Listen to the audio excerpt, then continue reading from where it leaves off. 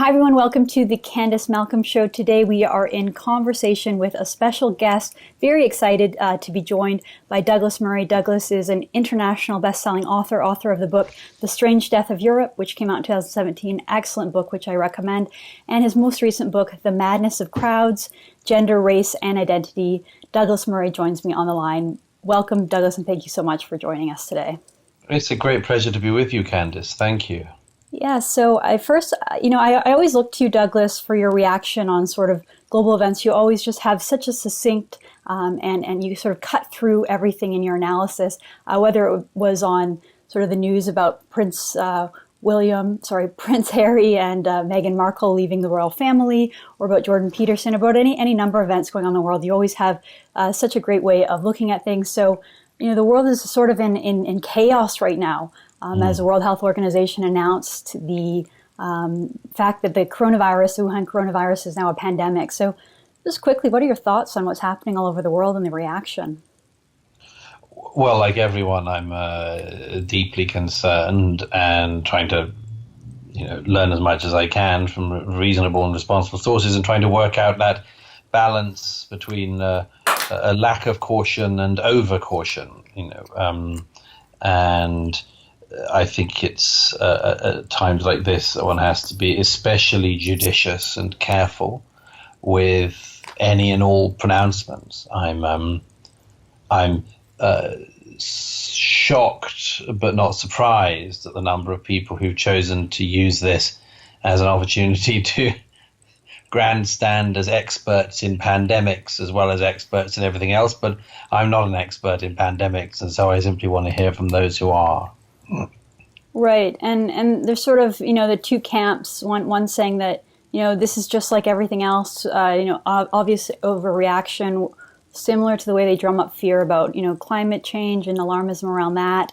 And again, use it as an example to criticize us and lecture us about xenophobia and how closing borders won't react. But then there's the other camp of people who are looking at the exponential growth in terms of the infection rate and saying this is really scary. I think the latest figures estimate that somewhere between 30 and 70% of people in Canada anyway could get it. Where do you fall in those two camps? Well, you see, I think the idea that there are two camps on this is part of the problem. What this has exposed once again is the fact that in societies like Canada and America and Britain, we are lacking a uniting narrative. There is an almost 50-50 split, in some countries almost exactly 50-50 split down the general public. And we see everything in our day through hyper-politicized lenses. In America, obviously, there's the anti-Trump lens. In the UK, there has been until recently, but there are still remnants of it, the pro or anti-Brexit lens. And when people become totally fixated on such a narrative, they need to fit everything available into that narrative. And one of the things I just strongly urge people to do is to avoid that, apart from anything else, because it makes us stupider, vastly, vastly stupider than we need to be. Coronavirus doesn't need to fit into the lens of is one anti or pro Justin Trudeau, or anti or pro Donald Trump, or anti or pro Boris Johnson. And I just sort of think, for the love of God, can people not see this through the hyper-politicized, simplistic lens through which in recent years we have been tempted to see absolutely everything?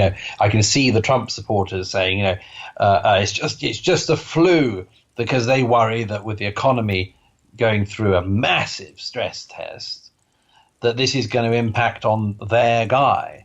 And I can see the anti-Trump people positively willing this to be more apocalyptic than it need to be in order that they can get Trump out of office later this year. And I just look at this and think, wow, what does somebody have to become to do that with something that is a non-political human catastrophe? Yeah, and for just sort of the casual observer, it's really difficult to cut through the politics. I think politicians naturally have an incentive to downplay any kind of major world crisis like this because of, like you said, the impact on the economy. We've seen the stock market just absolutely tank. And so politicians sort of have this mantra like, keep calm, carry on. We don't want people to panic. Yes, that's totally reasonable. Yeah. But yet, perhaps the more sage advice at this point is that we should make radical changes to our lives. My family and I have decided to self-quarantine. I'm filming this interview in one of the spare bedrooms in my house because we've decided to just stay at home for a while because it looks like there might be an outbreak in Toronto. So do you think that there's a little bit of a lack of incentives for politicians to do the right thing in a situation like this? No, I don't think there's a lack of incentive to do the right thing. I think that these are in unusual situations like this are extraordinary tests for politicians.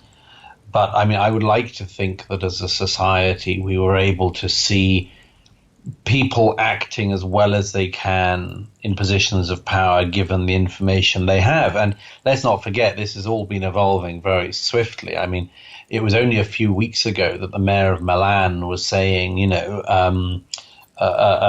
isn't going to change Milan, go out, keep shopping, and a few weeks later, his entire city is in lockdown.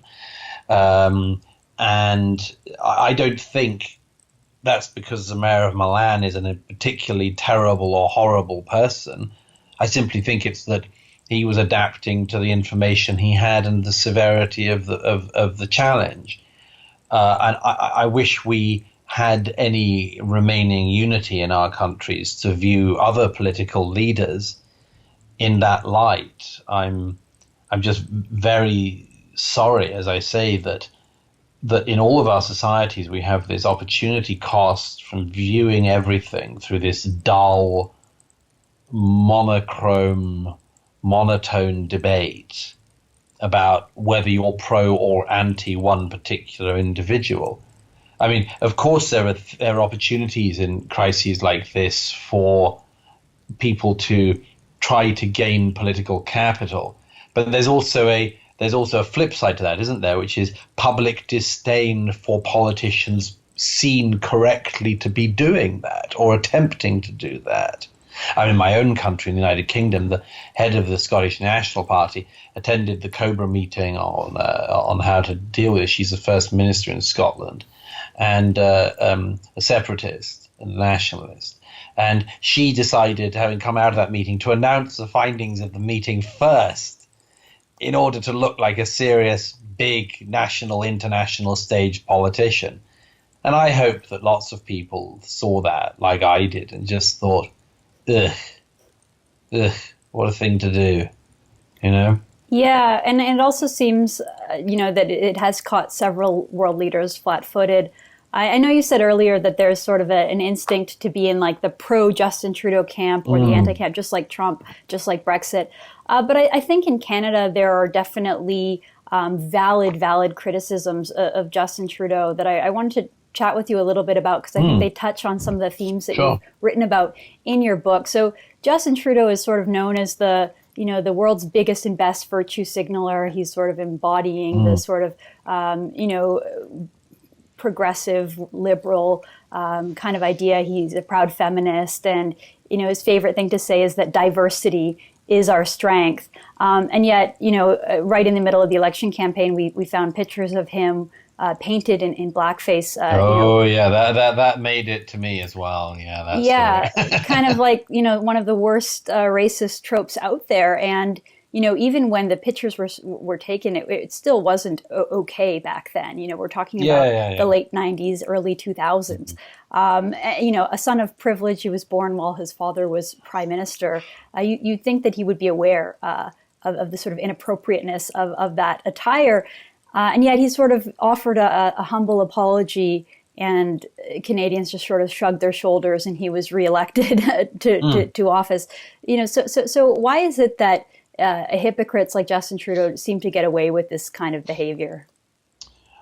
Well, to steelman the argument, it is that the reason that Justin Trudeau got away with blackface would be because he is not perceived to have done other things which could mean he could be plausibly described as a racist or, you know, a sort of segregationist, shall we say.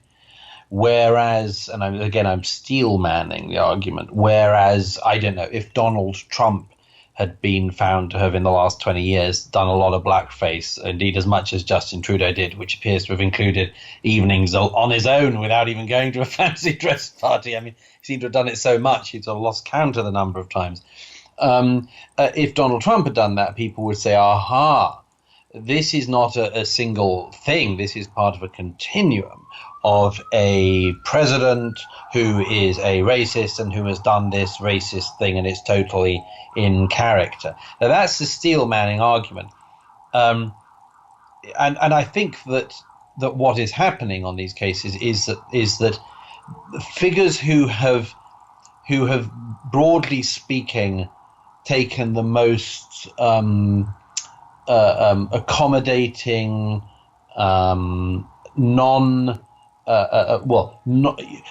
open borders, shall we say, view of this. The people for whom race relations and integration and immigration are basically a case of kumbaya.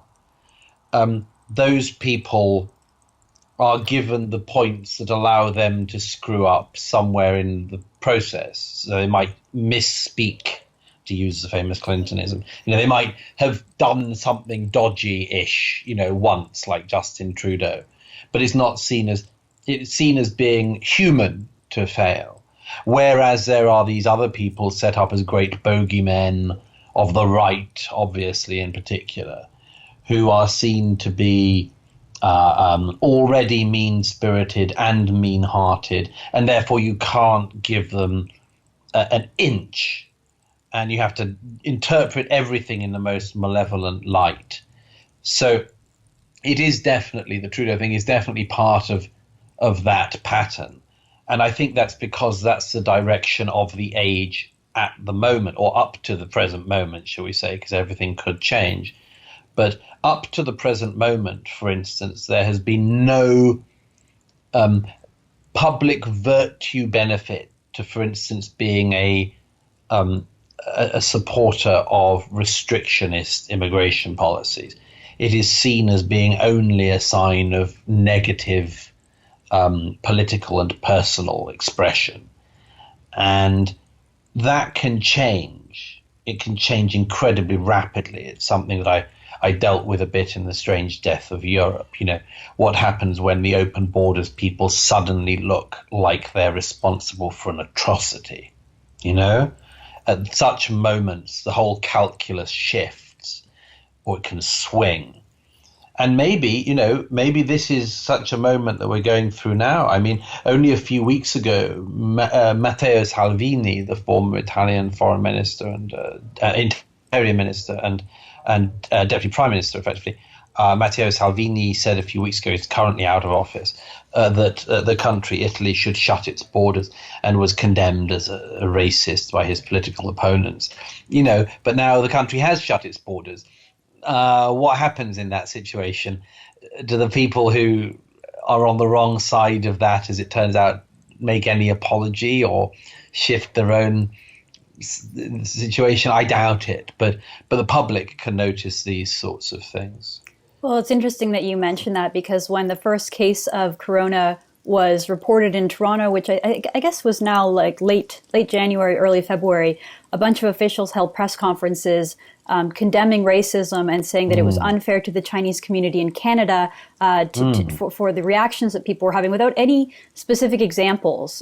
They just sort of jumped right to, you know, Canadians are racist in their reaction. Yes. And they were condemning some of the concepts that were being floated around, like the idea that if you return from a trip to China, you should self-quarantine. That suggestion was being categorized as racist just last month. And now the same thing. Yeah, the same thing has happened in America and pretty much everywhere else. Right. So I just wanted to pick up on a point that you just made about how the people who had always been calling for open borders could suddenly shift and then become seen as sort of, part of the problem if there was a catastrophe.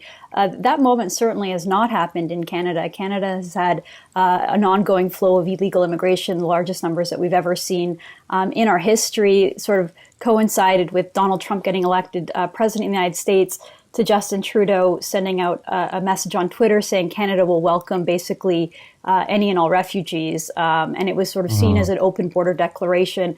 We've had tens of thousands of migrants streaming across the land border from the United States to Canada. And we've really hit that situation where you're talking about that anyone who criticizes the situation, anyone who even says that it's illegal immigration, gets deemed a racist, gets deemed un-Canadian, and sort of gets every name thrown at them. It's actually funny. News reporters in Canada used to commonly refer to this as illegal immigration.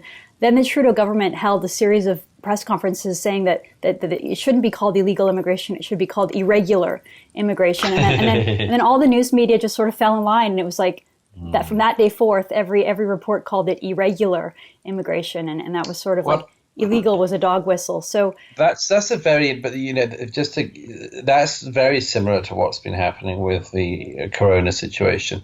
CNN in America has in recent days been criticizing various Trump supporters and Trump officials for referring to the Chinese virus or to the Chinese Wuhan virus and so on.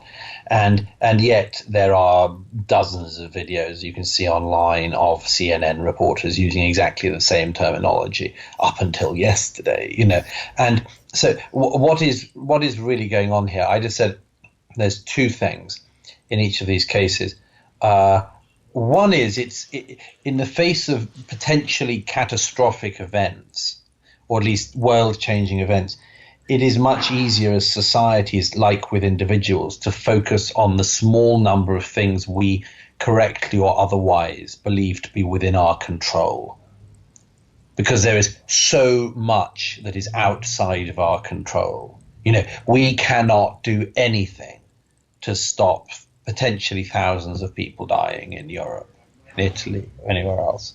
We can do very little to stop the stock market crashing in such a way that a lot of Canadian house owners are in serious financial trouble at some point. We can do very little to nothing about these things.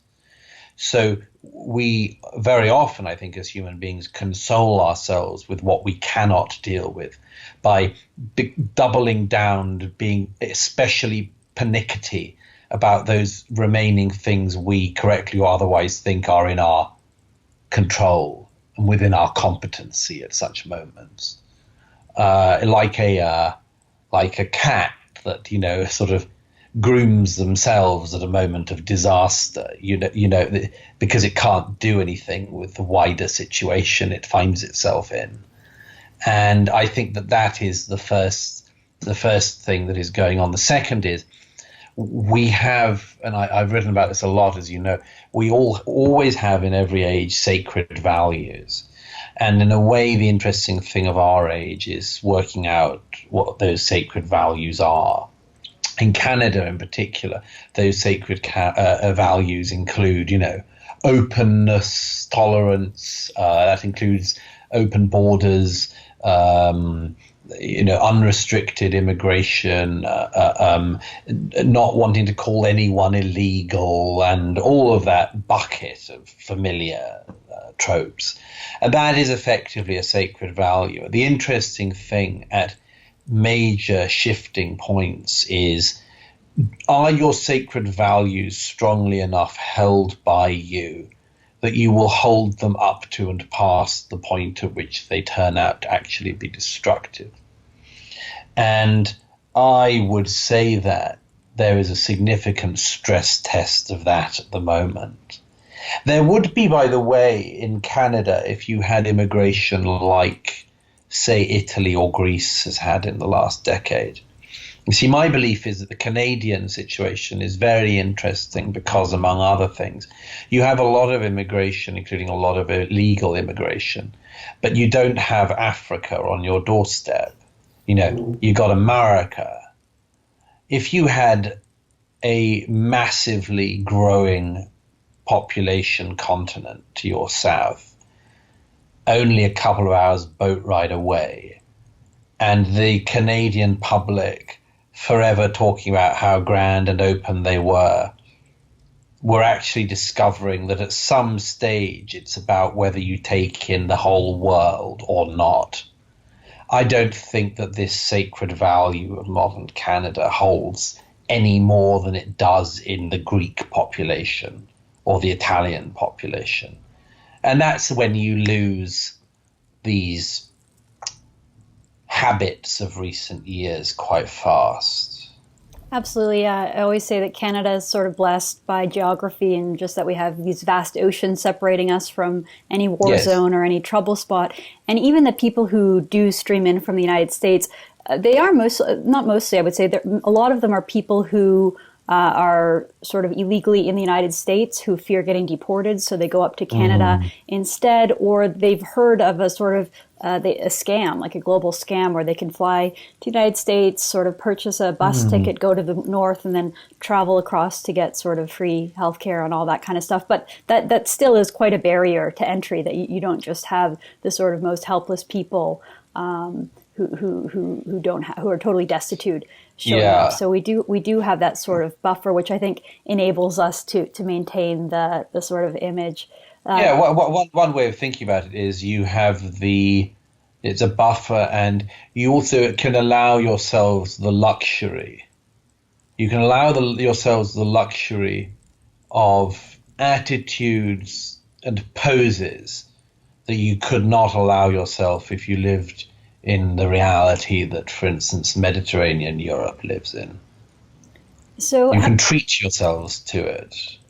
Have you noticed a major change or shift in attitudes in Europe or in the United Kingdom? I know it's really interesting because I think it was a decade ago now that major European leaders declared that multiculturalism was a failed experiment. And yet after that was when they sort of did the big open border call, including Angela Merkel herself said that multiculturalism was a failed experiment. So, it's really curious to understand why a couple of years later she would completely do an about-face and open the border up. Yeah. Supposedly it was to help boost Germany's economy and bring in a bunch of workers. But you look at stagnant growth in Germany, that certainly hasn't happened. Have you noticed a major change in attitudes? All of these games, well, they're not games, of course, but all of these, let's call them games for the time being, are going on simultaneously, where there is a permissible political discussion, and there is a permissible political discussion on the left, and a permissible political discussion on the right, and then there's the public discussion. Then there's what the public says in public versus what the public does in the privacy of the ballot box.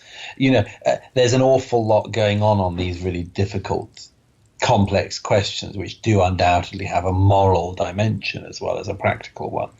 Yeah, the Merkel case you mentioned, I was very interested in. It was in Potsdam in 2010, 2011 that Merkel gave that speech, and it was 5 years later that she then opened the borders of Germany. And yes, they then made up excuses retrospectively for why they did that. It was simply not the case that Germany, desperately wanted foreign labor and decided that the means of achieving that was not through an orderly process of applying and, asking for a certain number of workers to fill certain roles and then, sifting them and going through effectively a job application process. That's what you would have done if you'd have been serious about that. You definitely, what you wouldn't do was to say normal asylum procedures have been suspended and anyone who walks into Germany can be here. So that was just a lie. It was just a retrospective attempt to justify something they'd done. These things shift all the time, and for instance, in my own country, in Britain, concern about immigration has actually gone down a bit in recent years. And one reason for that, I believe, is that the British public think by having voted Brexit and now having left the European Union, that they have effectively, they've got something. They got a bit of what they wanted. They sent out the message on immigration. And so they feel a bit more relaxed about it. And I think all political leaders should learn something from that, by the way. I'm not saying that people should do tokenistic things, very far from it. But they should learn from the fact that it's when the public feel that they are not being listened to in their concerns that the politics has a possibility of going rancid. Right, and you could probably say the same thing about Americans with Trump, that a way to understand that is just so many people were frustrated with the political consensus and political elites that Donald Trump was like a big middle finger to the elites, and then they felt better about it and they could relax. Absolutely, relax for a few years and enjoy the show. Yeah. Well, we haven't had any kind of a moment like that in Canada just yet, I would argue. No. But I think it's building up. Part of the problem with illegal immigration is that, Canada is such a pro-immigration country. It's such a welcoming place. But the more you have cases and stories and everything of the sort of undermining of Canada's orderly immigration, it really wears on public trust in the system, and eventually there could be some kind of a tipping point. Yeah, I'm not a great fan of the tipping point idea myself, because there are so many, you can fool yourself into thinking, aha, this will be the great tipping point. Right. And it passes like everything else and nothing meaningful happens. I lost count of, one of the reasons I'm skeptical about it is because I lost count of tipping points and of writing and thinking, is this the tipping point? And it just wasn't, like if you'd have said to me, how about if the son of a couple who'd fled from Libya to the UK because they'd fallen out with Gaddafi because they were members of an Islamist group too extreme for Gaddafi, basically the Al-Qaeda affiliate in Libya. Mm-hmm. Imagine what would happen if their kid, having them being given asylum in the UK, went to a pop concert and blew up more than 20 young women. Like, would that be a tipping point? Well, you'd say, oh, yeah, I'd have thought that'd be a tipping point. You're not allowed to do suicide bombings in the UK. Turned out it wasn't much of a tipping point at all. You suck it up, you absorb it, everyone forgets about it in some way, and actually, of course, in another way, they don't. These things go to some deep underlying sense that is underneath the sort of transitory day-to-day thing of politics. Well, in that specific case, the terrorist, the would-be terrorist, the person who became a terrorist was rescued with a British ship and was able to flee. I think it was Libya, just not too long before he committed that attack. He was brought back to the UK in a rescue effort. So, yeah, I suppose just looking at the data, Canada used to have an overwhelmingly pro-immigration consensus. Just public opinion, it was significantly higher than the U.S., the UK, or Australia. And in the last, I'd say, 2 decades, it's just kind of come back, and now it's pretty much in line with all the other sort of Anglosphere countries. Yeah, I noticed that.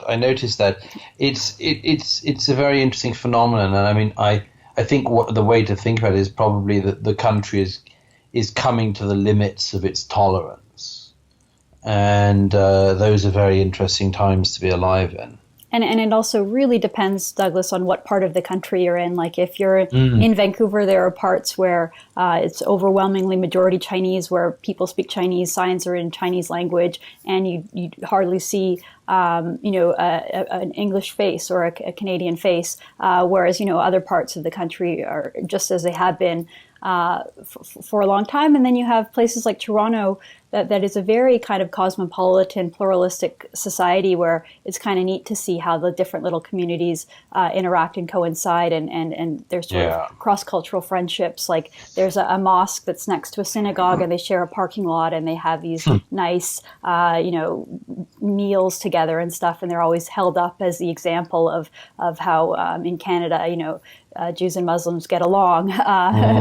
So you have those sort of moments that make everyone kind of proud and happy of how Canada handles integration. But then, of course, you also have, some of the really unfortunate situation of people who bring their sort of tribal hatreds to Canada, and they manifest in sort of targeted crimes and stuff like that.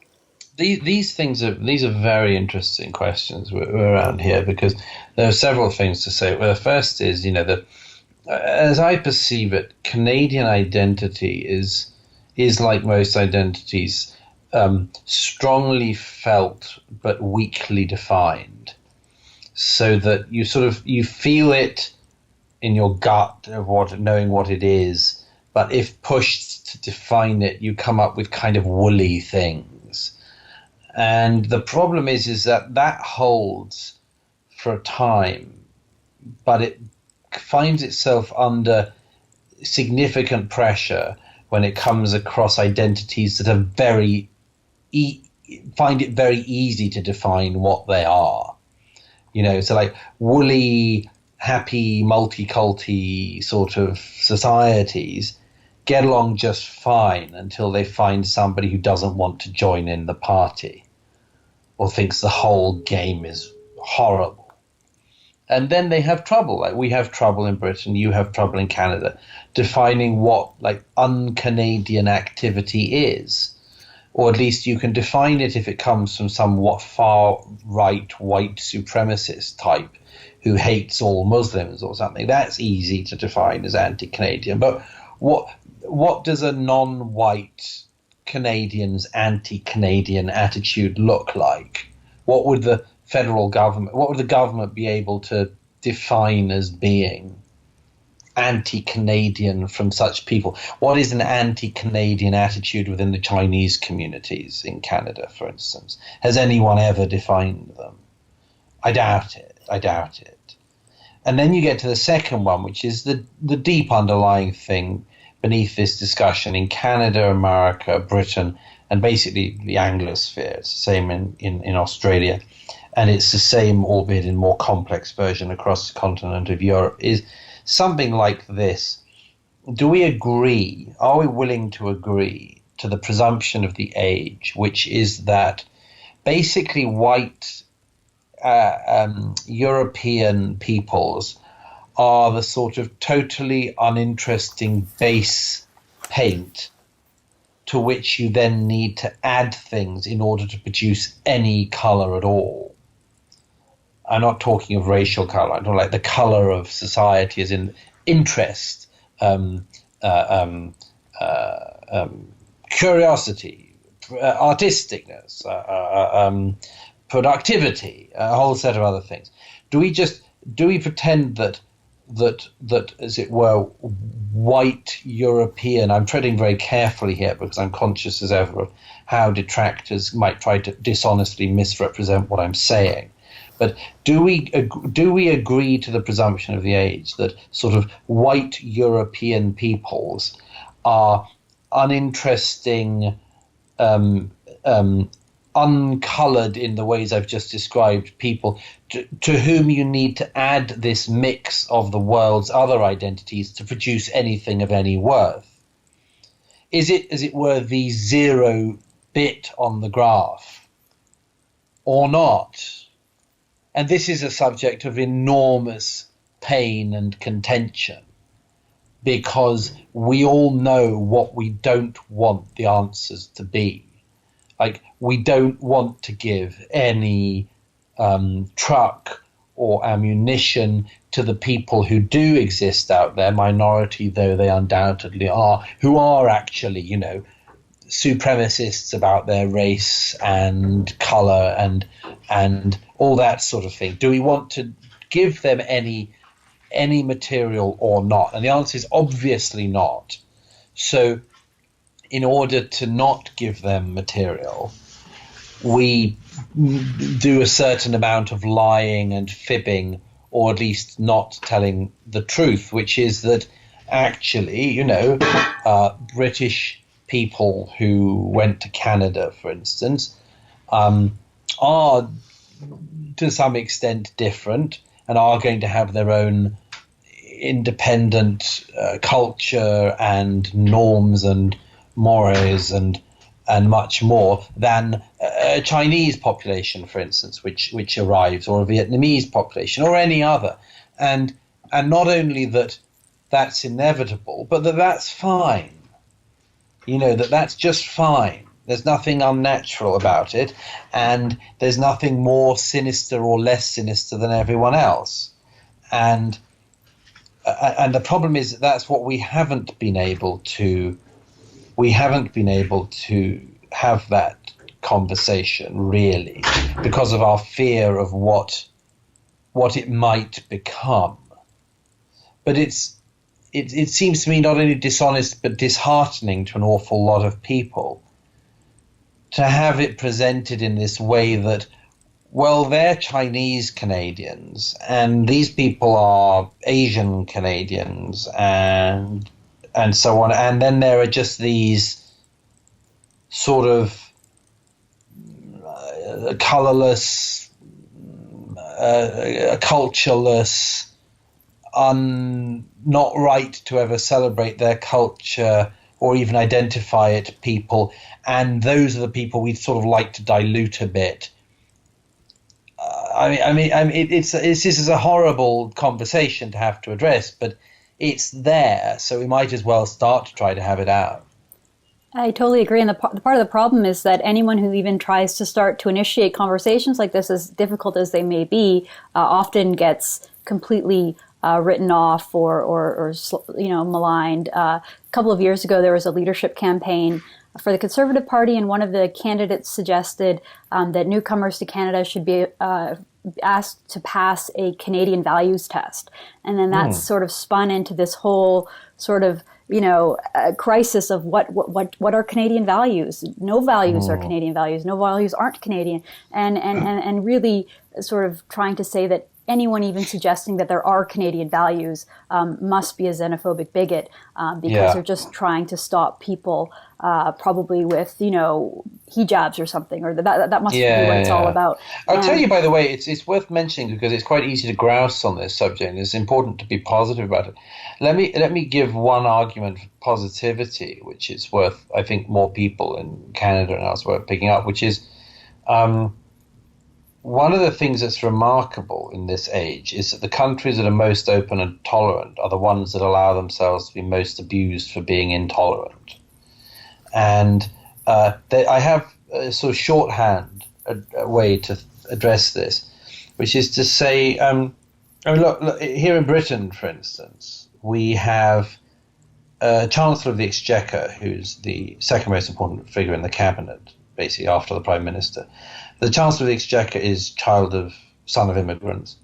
The Home Secretary, that's pretty much the third most important figure in the cabinet after the Prime Minister and the Chancellor of the Exchequer, is the daughter of immigrants, Priti Patel, and so on and so forth. In other words, these countries like Britain that are forever being portrayed as somehow racist societies or unusually bigoted societies, should we say, are actually the ones that just visibly, demonstrably don't have such a problem. This isn't to say that some bigotry doesn't exist or some racism doesn't exist, but it is just to say that, it's a sort of provably, like, if you were a racist society, like Nazi Germany didn't have very many Jews, at the top, indeed any. Why? Because they were anti-Jews and they wouldn't have done that. So if you were a racist society in the same way, you wouldn't have, children of immigrants in your cabinet. Now, but let me flip to the other side of that. I don't know how well you know China or India, for instance, but there's a very interesting fact about both countries, both significant global economic powers and much more, both extraordinary civilizations apart from anything else, of whom I have an enormous amount of admiration. But, it is not the case that if you or I moved to China or to India, we would ever be able to find ourselves, or our children would be able to find themselves at the top of the governments in those countries. Just not the case. These are ethnically obsessed countries that pay no price on the international stage for that fact. Their leaders can, on occasion, this is more common in the Middle East, condemn Western countries for not being tolerant enough. Like the Saudis condemned the Germans in 2015 for not taking in more refugees. How many refugees did the Saudis take in? None, zero, nada. The Iranian government has criticized European countries repeatedly for their so-called bigotry. If you were a non-Iranian who moved to Iran, what's your likelihood of breaking out and up into society? Pretty much zero. to the top of the government, absolutely zero. This has to be borne in mind. And I think there's something not just dishonest, but sort of pathetic about seeing Canadians fall for the most malign critical analysis of themselves and taking it as true. Right. And I mean, you look at a country like Iran, it actually used to have some deal of ethnic diversity until they completely banished everyone who wasn't, a majority Shiite government. I think the United States is a great example of this. Just 4 years ago, just before 4 years ago, they had a president who was a member of an ethnic minority group. I don't think that there's any other country in the world that has that or that has had that. And as soon as Barack Obama was out of office and they elected Trump, it was because it was a white nationalist movement and white lash, and America was, a distinctly racist society, which, of course, is untrue. Well, Douglas, I really appreciate every moment of your time today. It's been such an intriguing conversation. Absolutely. All the best.